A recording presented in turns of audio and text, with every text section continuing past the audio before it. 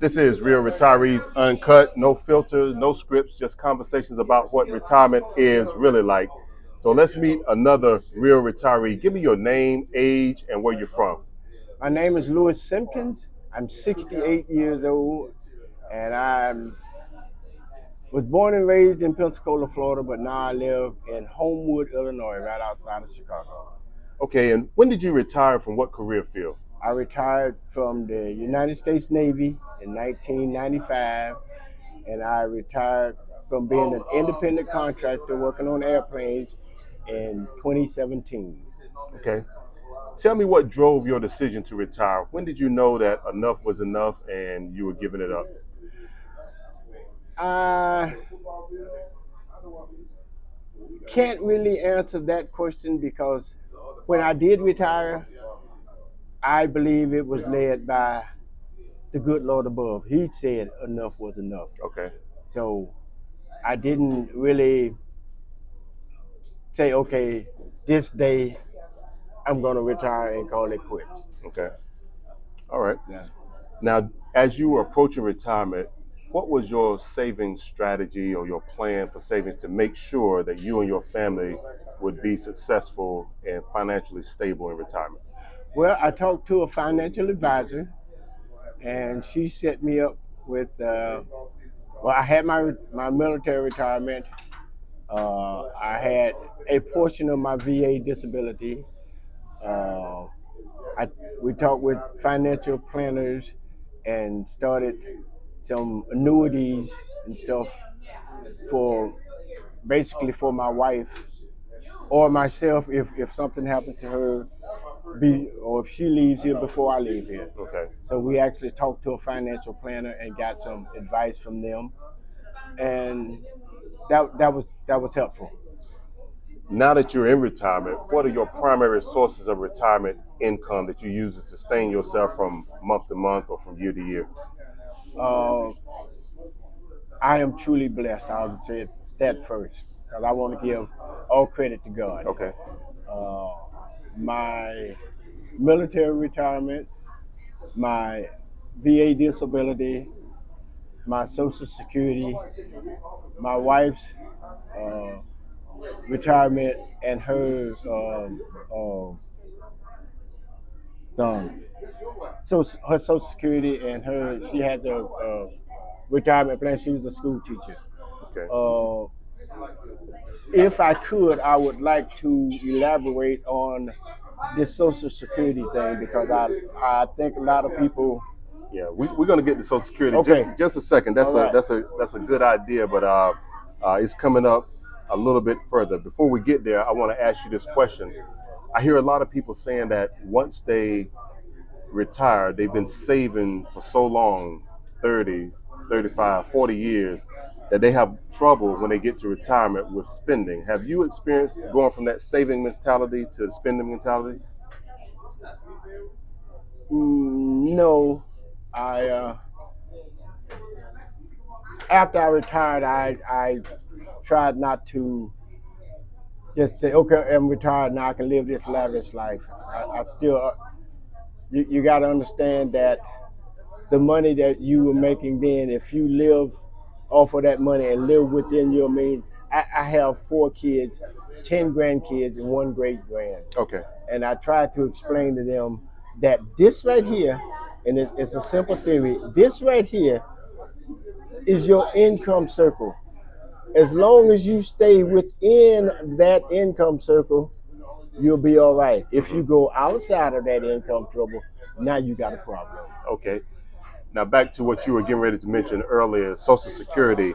What age did you take Social Security, and why did you choose to take it at that age as opposed to wait until later? Well, I took it at 60 because my doctor, after I tore my rotator cuff, well, no, actually I had back surgery, and my doctor woke me up as being disabled Okay. at 62. Mm-hmm. And so once he wrote me up as being disabled, 6 months after that, the state had to start paying me my Social Security. Okay.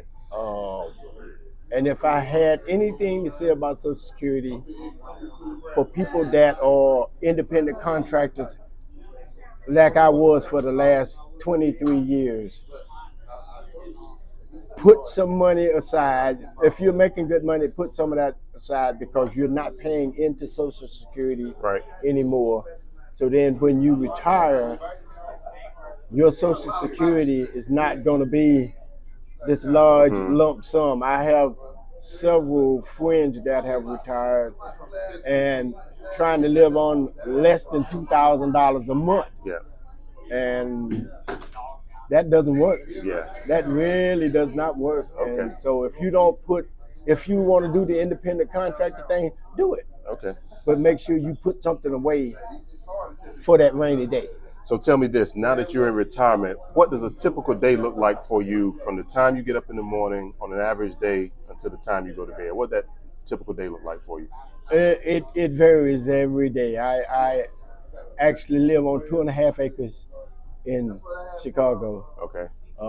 And my mother-in-law, who lived right next to me, lives on 2.5 acres.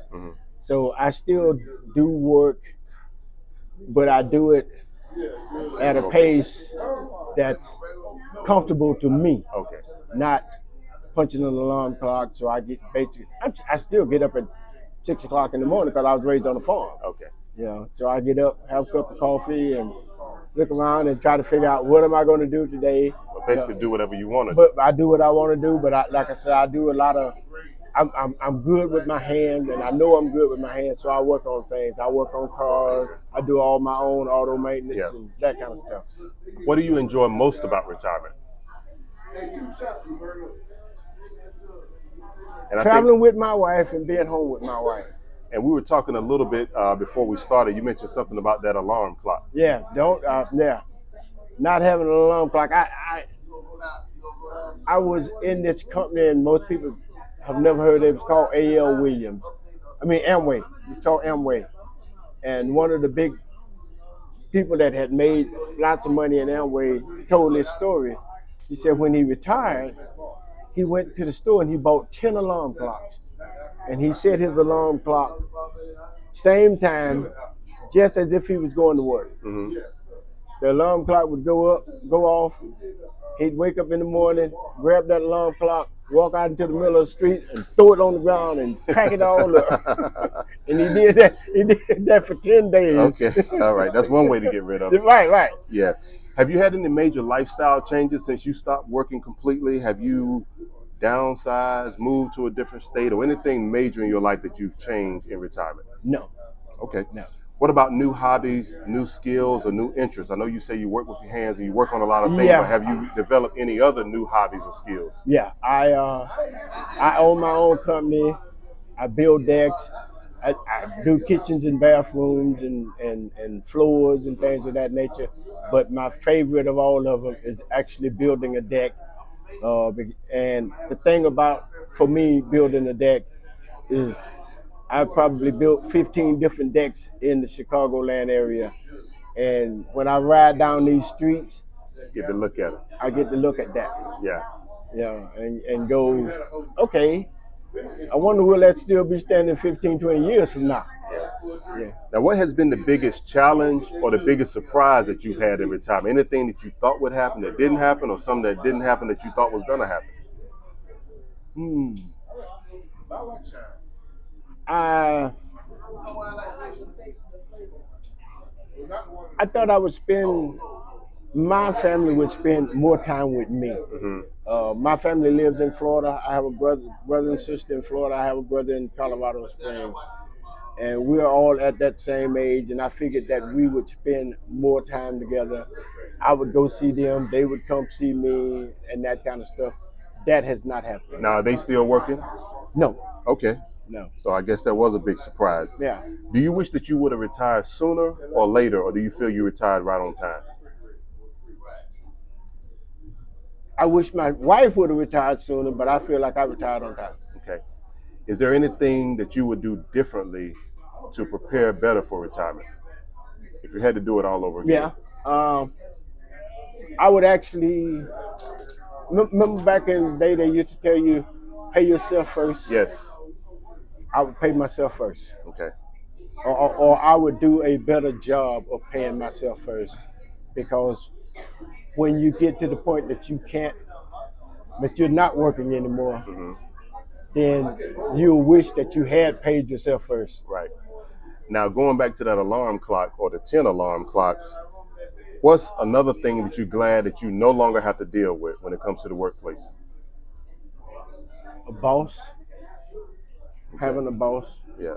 yeah, because most bosses that I ran across did not have the skills or the qualifications that I had, Mm-hmm. but they were trying to tell me how to do my job. So I find it, and as an independent contractor, everywhere I went, I had to prove myself over and over and over and over again. Yeah. So basically, once I got there and had established myself, I would basically tell them, "Say, look, give me a job, leave me alone. If I need you, I'll come find you." Okay. So having a boss. Right. Now, how would you define retirement success? If you had to sum it up in a few words or sentences, how do you define retirement success?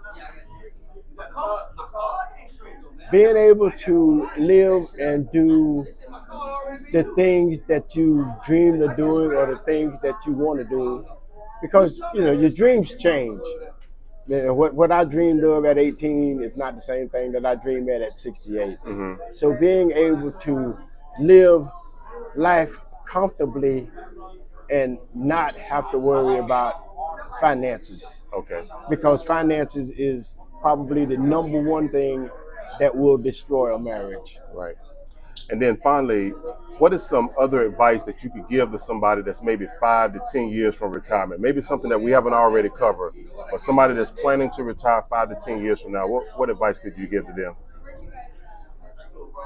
Find something that you like to do and that you can do when you retire.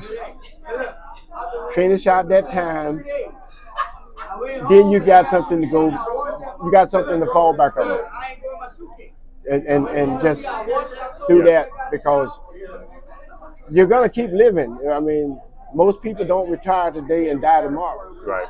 So you're gonna keep living, and you're gonna need something to do, because that's what you've been doing all your life. Yeah. Find something that you like to do, make a hobby out of it, figure out a way to make some income out of it, and do that. Okay. And live your life. All right. Well, hey, I thank you very much for all your time and great advice that you share with the audience today. So please like, share, and subscribe.